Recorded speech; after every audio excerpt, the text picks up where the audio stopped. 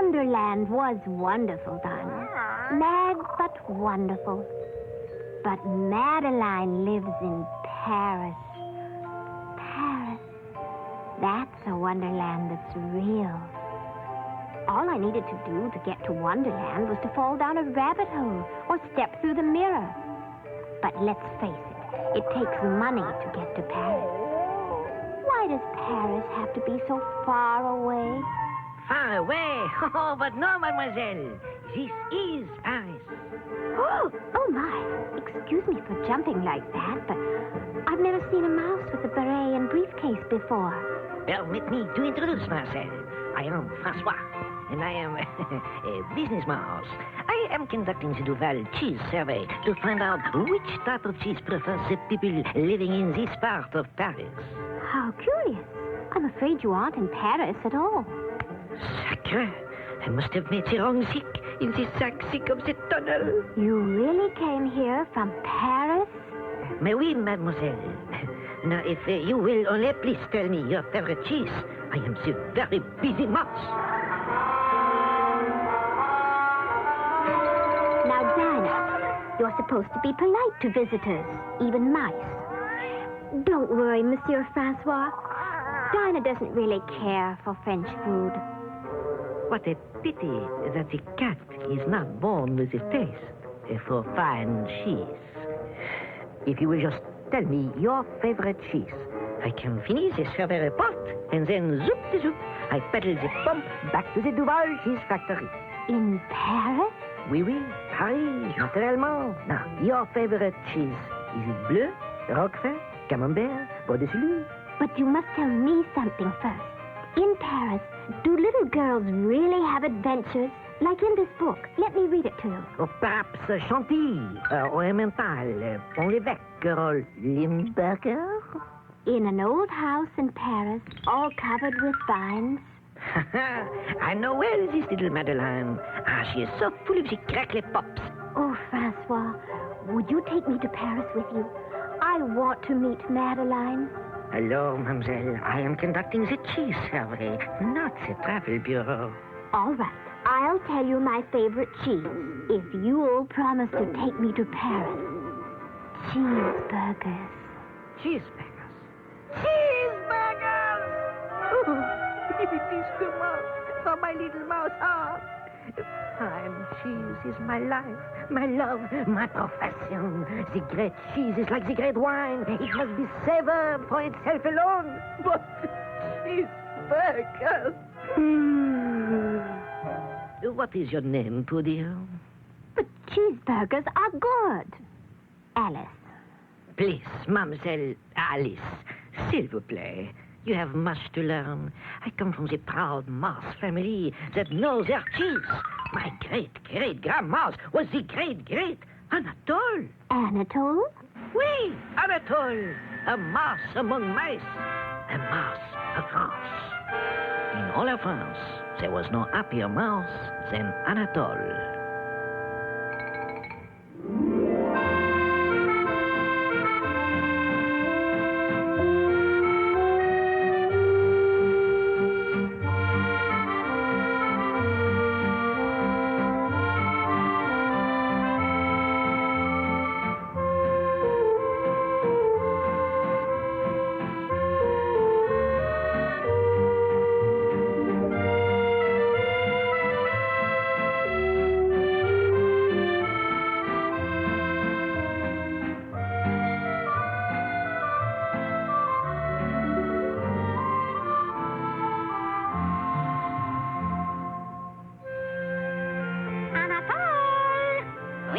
Ma chérie.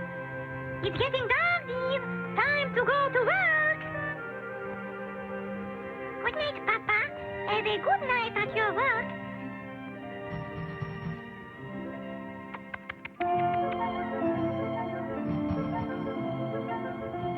Mama, where does Papa work every night? At the great Duval cheese factory, son.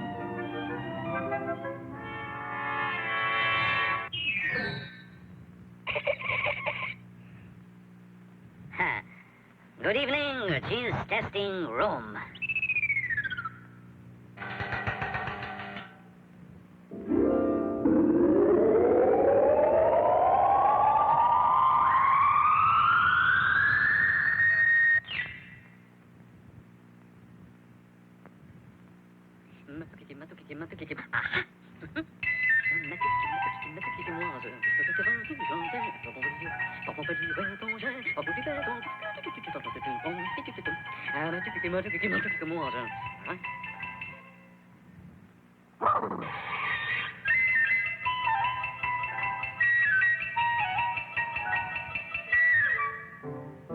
Oh, those mice! Those terrible mice! Look at our beautiful cheeses! Ruined! We can't sell our cheese after a mouse has touched it. All mice are villains. We must rid our factory of them once and for all. Mice are a disgrace to France.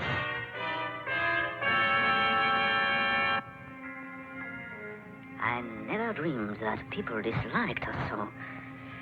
I only took just enough for our little family. Oh, it's awful to be so unwanted. What a pity. We have nothing to give people in return for what we take.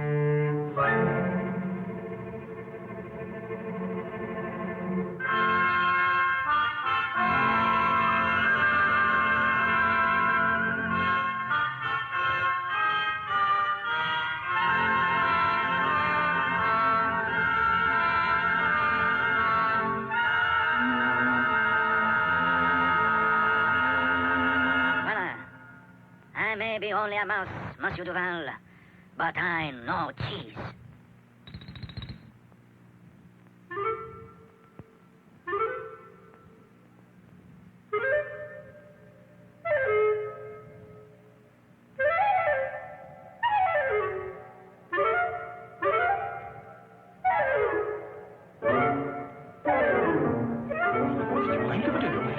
What is going on here? For those little signs here? What did they say? What is going on here? Why are you cheese testers not busy testing cheese? Look, someone has already tested it. Anatole?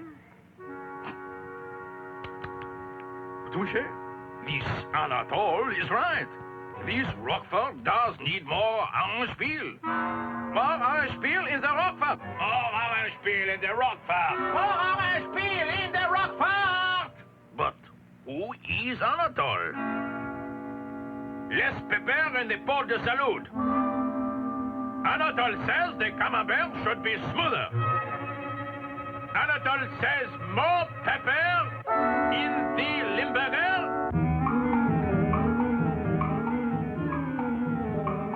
People are buying our cheese as fast as we can make it. Anatole, whoever he is the finest cheese tester in France. I must meet him tonight and thank him personally. You're doing a fine job, dear. Monsieur Duval's cheese is better than ever, but maybe a smidge less salt in the cheddar! When Monsieur Anatole arrives, I shall kiss him on both cheeks. Mwah! Mwah!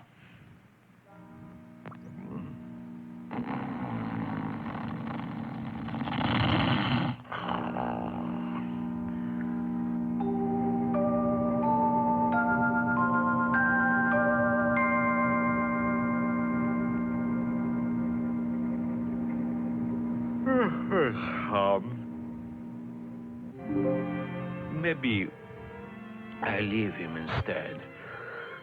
A nice letter.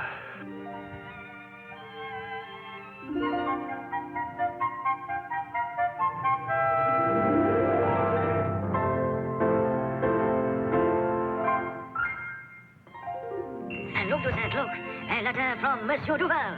You are to be first vice president and chief cheese tester.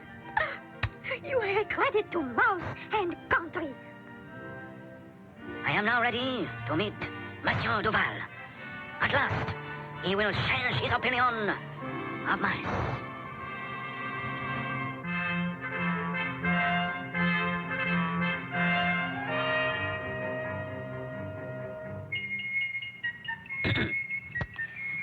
Pardon, monsieur. Allow me to introduce myself. A mouse. I am Anatole. Anatole? A mouse? A mouse! Mademoiselle Eclair, come quickly. Observe. He is Anatole. He's a mouse, monsieur. He is Anatole! Quickly, you know what to do. Oui, Monsieur Duval. Oh, thank heaven. Oh, she is just in time. No, monsieur. It is a mistake. Go away, s'il vous plaît. Go away. Wait.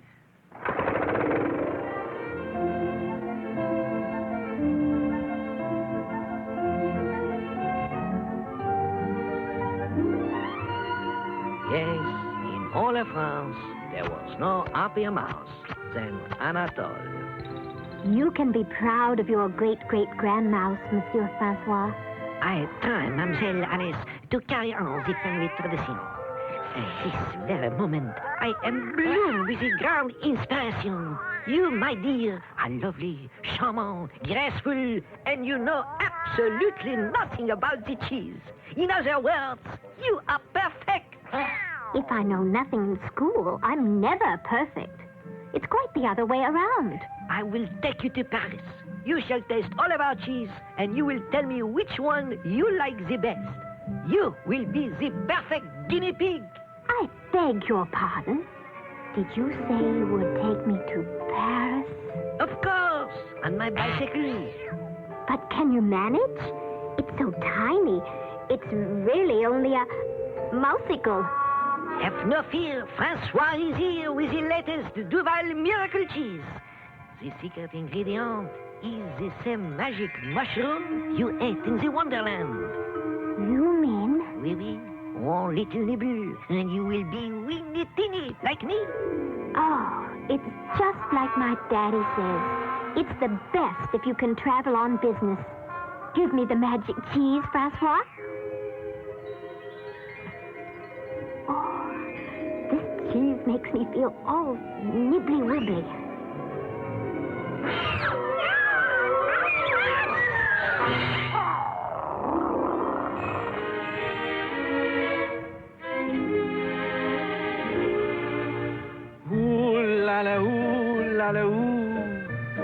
I'm here and so dear are you. Just la oui, la do. Out for a gay rendezvous. Watch la dust. Got to make Paris a bus. And since we're feeling this way, there's only one thing to say.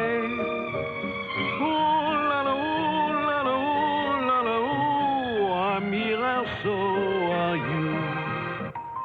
And now, Mademoiselle Alice, you are in Paris. We are at this very moment passing directly under the Champs-Élysées. Right over the head is the famous Eiffel Tower. And here, exactly above us, is the Cathedral de Notre Dame. Isn't it thrilling? But I can't see anything. I didn't come to Paris just to ride through the sewers. I want to see Madeline. I have the fear that we have come on the exact wrong moment. I forgot about the bad hat. Madeline has a bad hat? No. The Spanish ambassador has the bad hat. Did Madeline ruin the ambassador's hat? No, the ambassador's little boy was always a bad hat. How curious. How can a boy be a hat? A bad hat, Alice. That is what he is. Do you know that he poked the little holes in the cheddar cheese I brought here? And then he told the little girl that it was Swiss? That is the girl said she's good. And that is not the all. This little boy was a bad hat from the very first day he came to Paris. I will tell you the story. It started right here. In an old house in Paris, covered with vines, lived 12 little girls in 2 straight lines.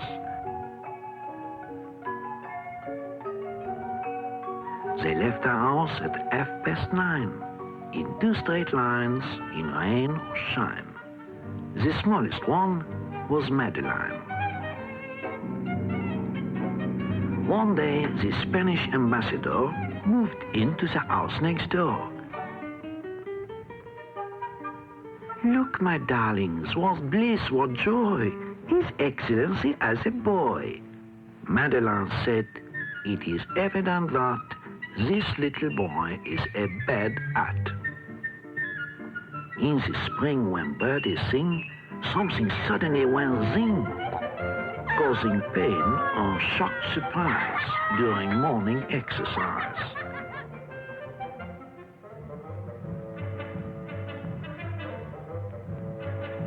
On hot summer nights, he ghosted. In the autumn wind, he boasted as he flew the highest kite.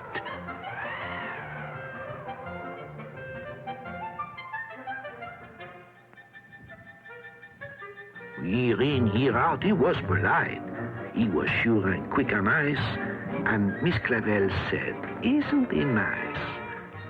One day, he climbed upon the wall and cried, come, I invite you all.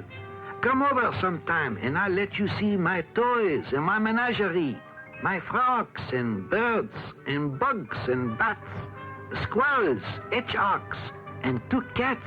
The hunting in this neighborhood is exceptionally good.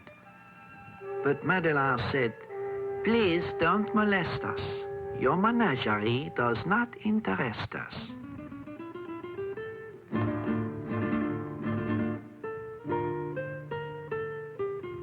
He changed his clothes and said, I bet this invitation they'll accept. Madeline answered, a torero is not at all our idea of a hero. The poor lad left. He was lonesome and blue. He shut himself in. What else could he do? But in a short while, the little elf was back again, and his old self. Said Miss Clavel, it seems to me he needs an outlet for his energy. A chest of tools might be attractive for a little boy that's very active.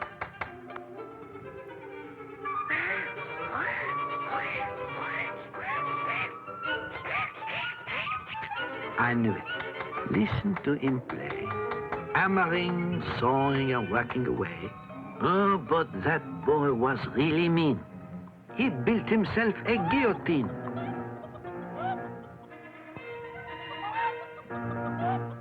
He was unmoved by the last look the frightened chickens gave the cook. He ate them roasted, grilled, and frito. Oh, what a horror was Pepito.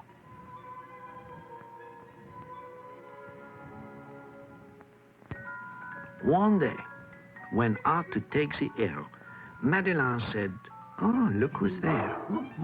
Pepito carried a bulging sack. He was followed by an increasing pack of all the dogs in the neighborhood. That boy is simply misunderstood. Look at him bringing those doggies food. He said, let's have a game of tag and let a cat out of the bag. There were no trees, and so instead, the cat jumped on Pepito's head. The marchers listened to the poor boy crying, oh, secours! Which you must cry if by any chance you're ever in need of help in France. Miss Clavel ran fast and faster to the scene of the disaster. She came in time to save the bad hat, and Madeline took care of the cat.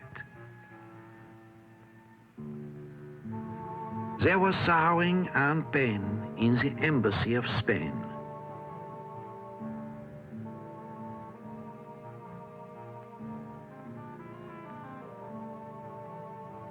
The ambassadress wept tears of joy as she thanked Miss Clavel for saving her boy.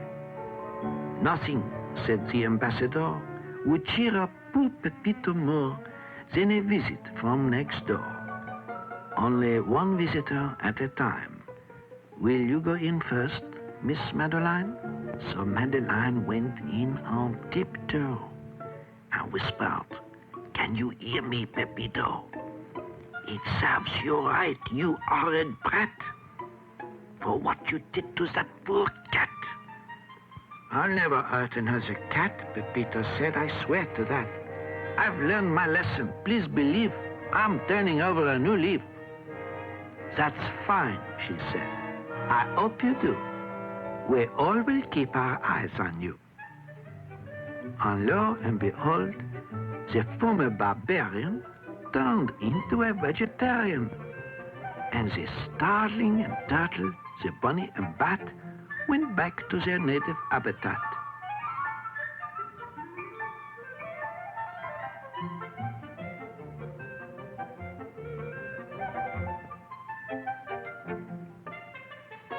His love of animals was such, even Miss Clavel said, "It's too much."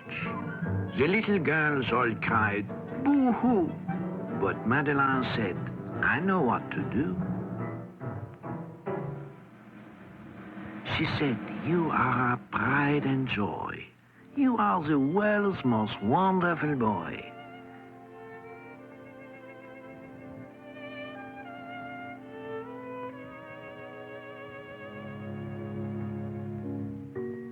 They went home and broke their bread and brushed their teeth and went to bed. And as Miss Clavel turned on the light, she said, "I knew it would all come out right." I knew it would come out all right, too. And now I want to meet Madeline myself. But, ma chérie, first you make the promise that you will taste the Duval cheese and tell me which you like the best. I'll tell you right now. I just remembered my real favorite. Cottage cheese and jelly. Cottage cheese and jelly. Sacre bleu! I have met the grand boubou. This girl has no soul. Mademoiselle, for the cheese connoisseur, cottage cheese and jelly is even worse than the cheeseburger. Mon Dieu, I shall never smile again. I don't care if you smile or not. You promised to show me Paris. And if you don't, I won't eat any of your silly cheese at all. And if you don't stop frowning, your face will freeze that way. Just like the frowning prince. Ah, if I were a prince instead of only a business mouse, I would never frown. I would smile all the time as I tasted every cheese in my kingdom. Well, I can tell you about a prince who always frowned, and nothing could make him stop. Not even a fragrant slice of camembert? Not even that. He lived in a faraway land, even farther than Wonderland. One day, his father, the king, sat upon his throne, reading him a story. Once upon a time, in a faraway land, there lived a beautiful princess with an irresistible smile. All who gazed upon it were forced to smile themselves. Nobody can make me smile. Look. Your face might stay like that, you know. It is staying like this. It won't move. Be quiet. And next to the kingdom of the smiling princess was another kingdom. I want that frown removed from your face immediately. It is a royal command. It is an immovable frown. It is not. It is so. There is no such thing. What is the trouble? Did you have a bad day at the wars? It was an excellent day. One glorious victory after another. I have an immovable frown. You have not. It will go away. How can that go away? We'll see.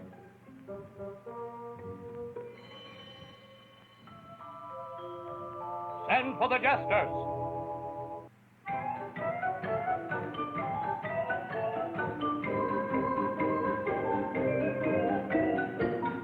Send for the jugglers.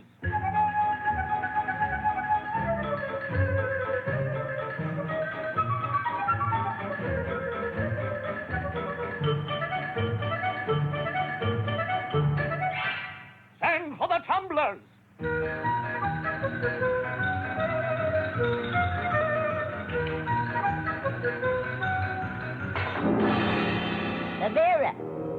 I only looked at it. The tumblers did it. They shook the walls and cracked the glass. Enough.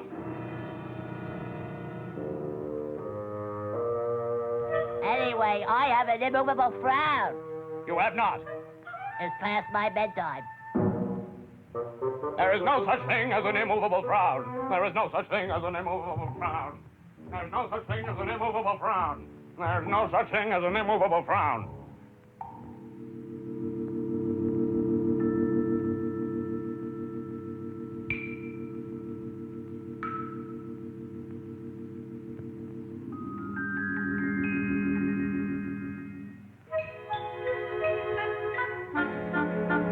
I told you it was an immovable frown.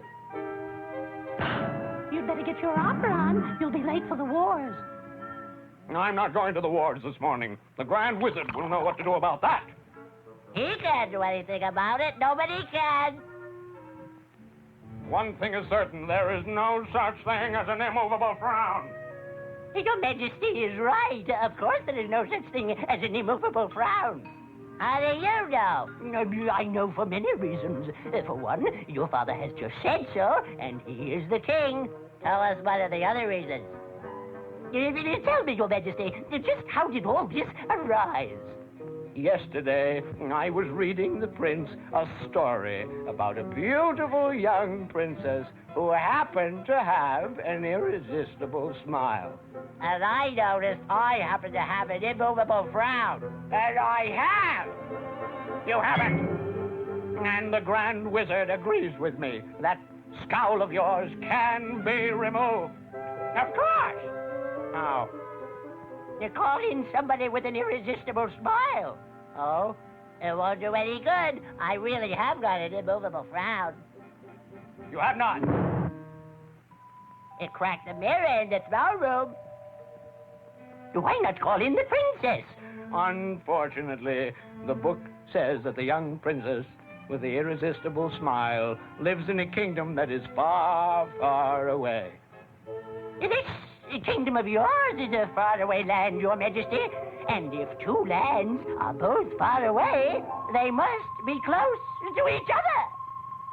But there is no kingdom nearby except the one we are having the wars with. Well, then that must be the very one. Invite this other king and his family over for the weekend. What a pity. We never have met socially. Since our great-grandfather's time, the wars have been going on without interruption. It seems like a great deal of bother merely to get rid of a frown. Look! What has he done to that potted plant? I only frowned at it.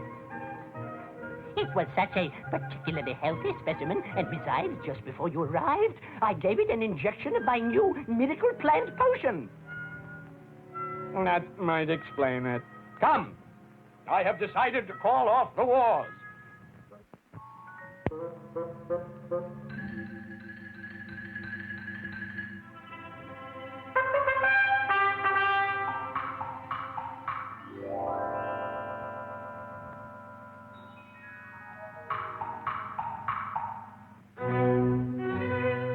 The peace treaty is signed, sire. The wars are ended. I don't know what I'll do with my time from now on. Did you see the young princess? Yes, Your Majesty. I gazed upon the princess myself. She has an irresistible smile. Very good. Let us prepare to entertain our royal guests for the weekend.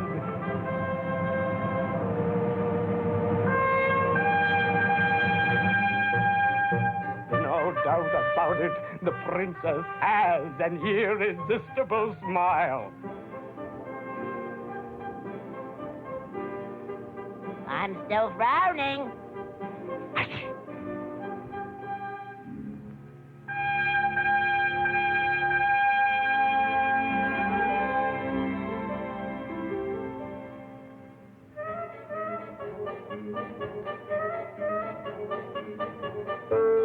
Put down that trumpet and say hello.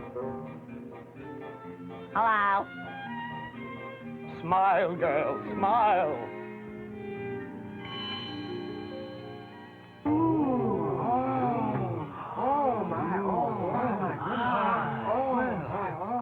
How do you explain this?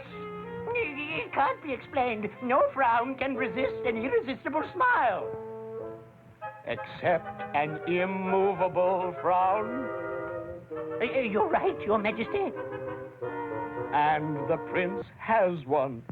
That's what I kept telling you, see? He said so, too.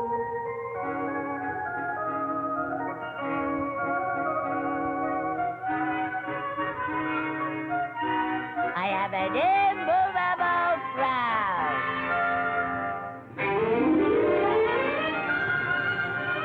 Ah, oui. And if you would give me my way and taste my cheeses, my frown will go away too. Look, we are here. My business address. The Dural Cheese Factory. The most beautiful place in all of France.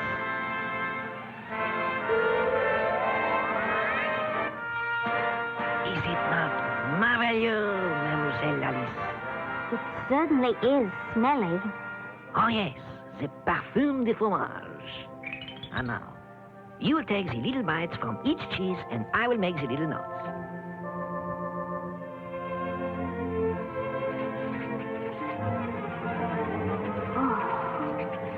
So many moons.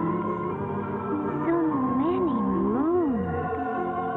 Oh, François, do you know what the moon really is? Certainement. The moon is made of the green Duval cheese. Pooh, it's not true. I once had a dream where I was a lovely princess named Lenor. Oh, mon Dieu, the poor girl has eaten too much of the wine cheese. And in the dream, I was dizzy in the stomach, just like this. The royal physician came to see me.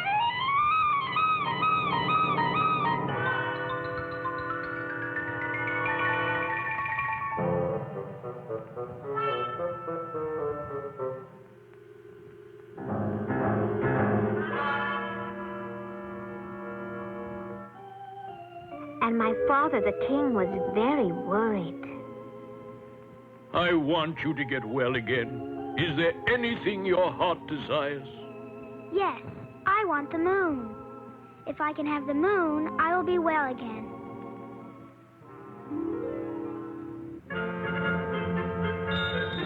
Lord High Chamberlain, I want you to get the moon. If the Princess Lenor can have the moon, she will be well again. The moon? Yes, the moon. Get it tonight, tomorrow at the latest. It just happens I have a list of things I have got for you in my time, Your Majesty. Let me see now. I've got ivory and apes, peacocks, rubies, opals and emeralds, black orchids, pink elephants, blue poodles, gold bugs, scarabs and flies of amber, hummingbirds, tongues, angels, feathers, unicorns, horns, giants, midgets, mermaids, troubadours, minstrels, and dancing women, a pound of butter, 2 dozen eggs, and a sack of sugar. Sorry, my wife wrote that in there. I don't remember any blue poodles. It says blue poodles right here on the list, and they are checked off with little check marks, so there must have been blue poodles. Never mind the blue poodles. What I want now is the moon. But the moon is out of the question, Your Majesty. It is 35,000 miles away, and it is bigger than the room the princess lies in. Furthermore, it is made of molten copper. I cannot get the moon for you. Blue poodles, yes. The moon, no.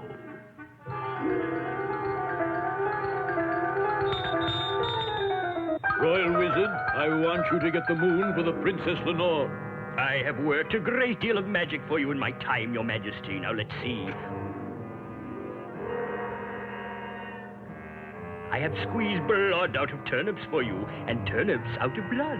I have produced rabbits out of silk hats, and silk hats out of rabbits. I have conjured up flowers, tambourines and doves out of nowhere, and nowhere out of flowers, tambourines and doves. I have given you 7 league boots, the golden touch, and a cloak of invisibility. I got horns from Elfland, and gold from the rainbow. What I want you to do now is get me the moon. The Princess Lenor wants the moon, and when she gets it, she'll be well again. Impossible. It is 150,000 miles away. It is made of green cheese, and it is twice as big as this palace. Nobody can get the moon.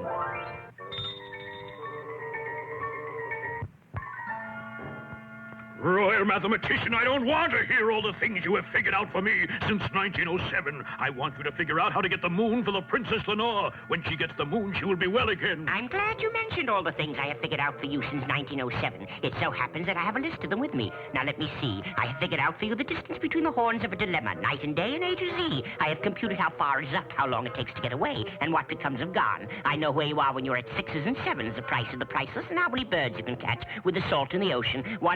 187,796,123,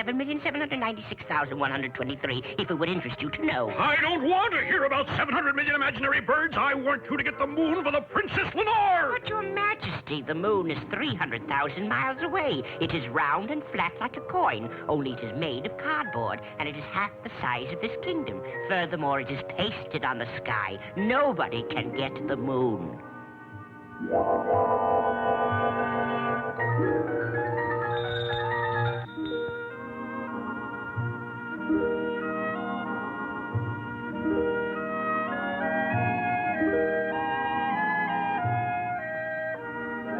What can I do for you, Your Majesty? Nobody can do anything for me. The Princess Lenor needs the moon, but nobody can get it for her. And every time I ask anybody for the moon, it gets larger and further away.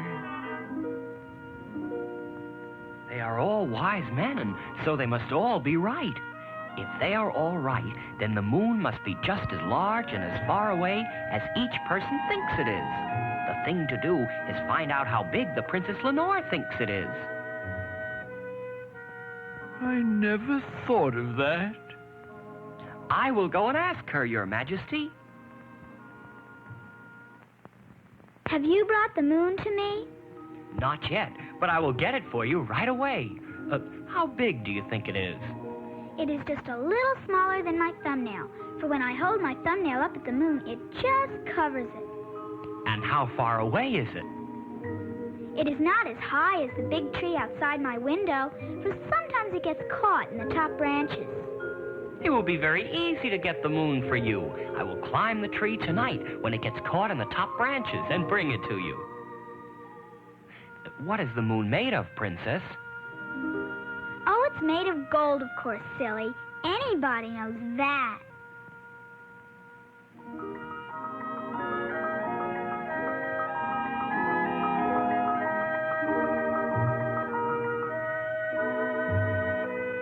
What is this thing what you have asked me to make? You have made the moon. Oh, the moon is 500,000 miles away, and it's made of bronze and round like a marble. That's what you think.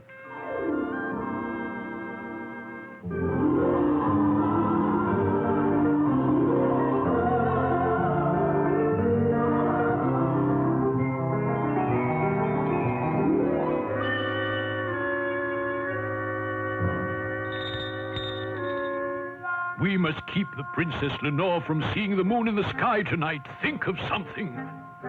I know just the thing. Maybe we can make some dark glasses for the Princess Lenor. Then she will not be able to see the moon when it shines in the sky. If she wore dark glasses, she would bump into things. Then she would be ill again. We must hide the real moon from Princess Lenor. How are we going to do that? I know what we can do. We can stretch some black velvet curtains on poles like a circus tent. Then the Princess Lenor will not see the moon in the sky. Curtains would keep out the air so the Princess Lenor would not be able to breathe and she would be ill again. We must do something so the Princess Lenor will not see the moon tonight. If you know so much, figure out a way to do that. We can set off fireworks in the gardens every night. We'll make a lot of silver fountains and golden cascades, and then the Princess Lenor will not be able to see the moon. Fireworks would keep the Princess Lenor awake. She would not get any sleep at all, and she would be ill again. The moon is already shining into the Princess Lenor's bedroom. Who can explain how the moon can be shining in the sky when it is hanging on a golden chain around her neck? Who explained how to get the moon when your wise men said it was too large and too far away? It was the Princess Lenor. She seems to know more about it than they do, so I will ask her. Tell me, Princess Lenor, how can the moon be shining in the sky when it is hanging on a golden chain around your neck? That's easy, silly. When I lose a tooth, a new one grows in its place, doesn't it? And when the royal gardener cuts the flowers, other flowers come to take their place. Of course. I should have thought of that. It's the same way with the daylight. And it is the same way with the moon. I guess it's the same way with everything.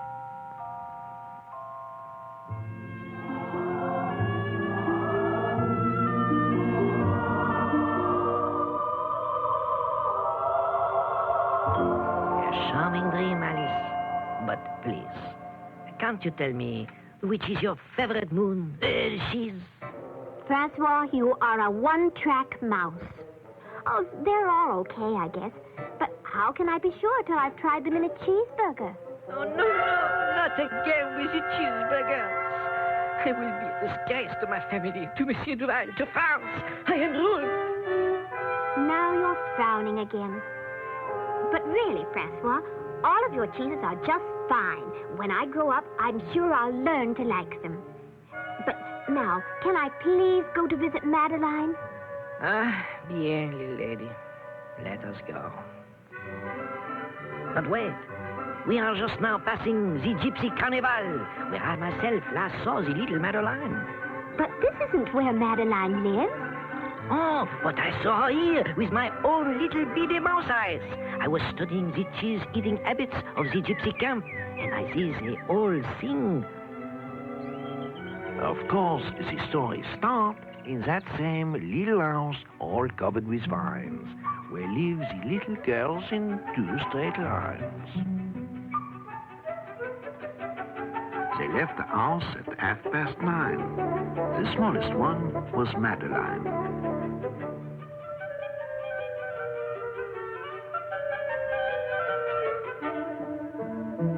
In another old house that stood next door lived the son of the Spanish ambassador. Pepito's parents were away. He had no one with whom to play. Please come. I invite you all to a wonderful gypsy carnival.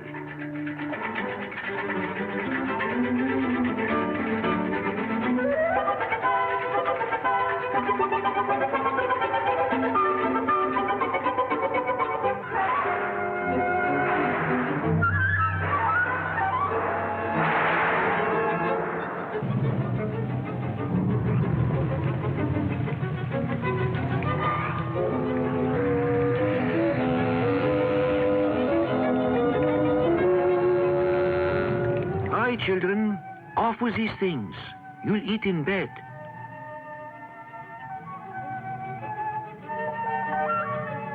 Good heavens, where is Madeline?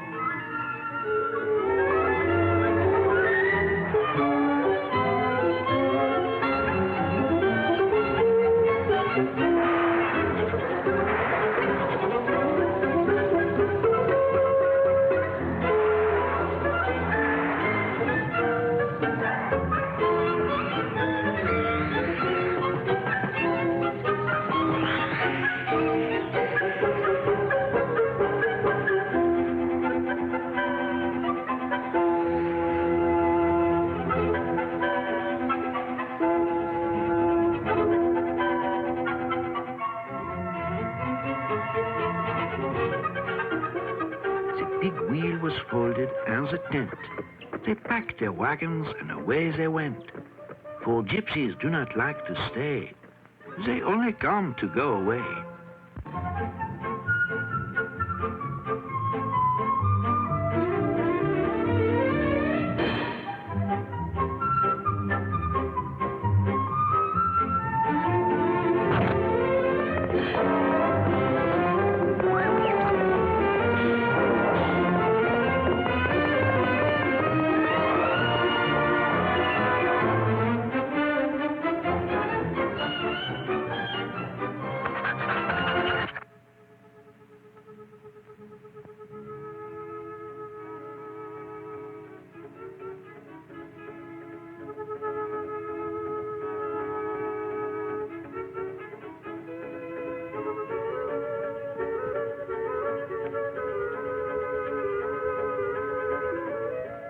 Thank heaven, she said, the children are well.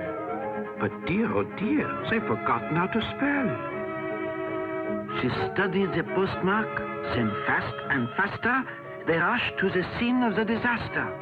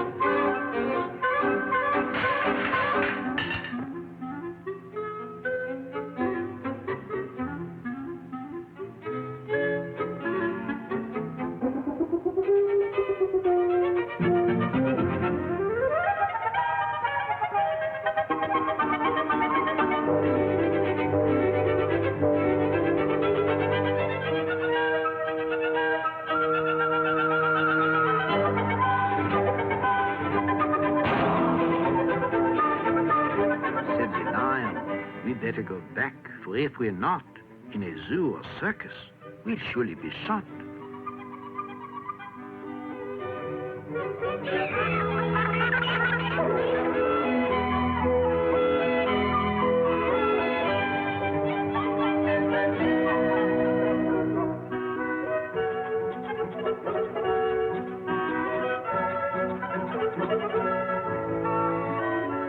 Pepito said, no work and all play. It's no fun if you have to do it all day. Oh, look, Pepito. Here comes someone we know. Dear Miss Clavel, at last we found you. Please let us put our arms around you.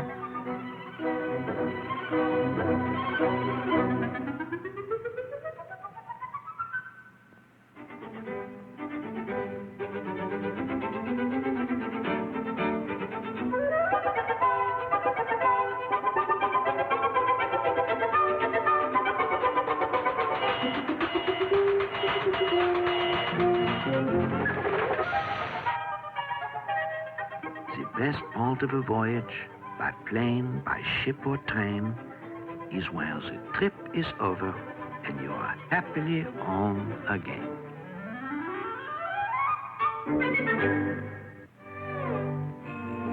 I'm beginning to think that's true after all. But I don't want to go home again until I see Madeline. It's my dream to be like her. Ah, we all have the dreams, little Alice. I dream that I will make the cheese so perfect, so delicate, so delicious, that it will be known all over the world as fromage François. You dream you could live in Paris and have adventures like little Madeline.